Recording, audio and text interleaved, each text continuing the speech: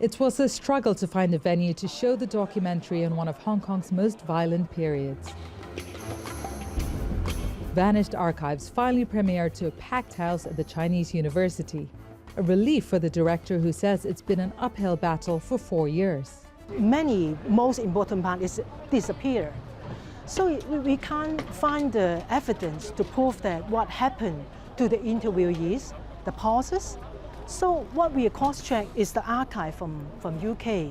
The pro-communist riots started in May 1967 during China's Cultural Revolution.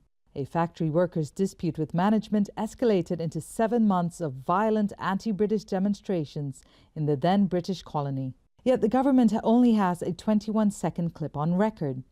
Connie Low says her film will fill a blank in a chapter of Hong Kong's history. It actually goes against some of our concepts or our knowledge towards the Communist Party or the government. In the history lesson, we have so little, but they will try to emphasize the part of modern China rather than the local history of Hong Kong. Critics fear other important chapters are not documented.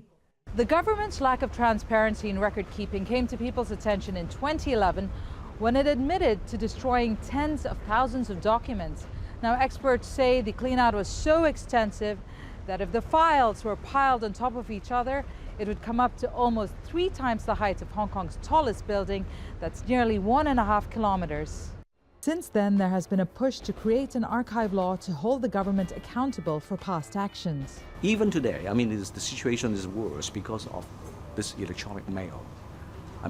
Destruction, deletion is made very easy. In another 15 years, I can guarantee you, there will be no official record left. It's what's motivated the leaders of the territory's biggest agitation this century, the pro-democracy umbrella movement, to launch a crowdfunding campaign to document Hong Kong's history. Maybe 30 years later, if people in Hong Kong, they hope to get the archive of who made the decision of using tear gas during the umbrella movement, no one can search and get any archive because it's lack of archive law. The director says Vanished Archives began as a project to find out what happened to the young people involved in the riots. Instead, it's exposed a much bigger story of how pieces of history can simply disappear. Divya Gopalan, Jazeera, Hong Kong.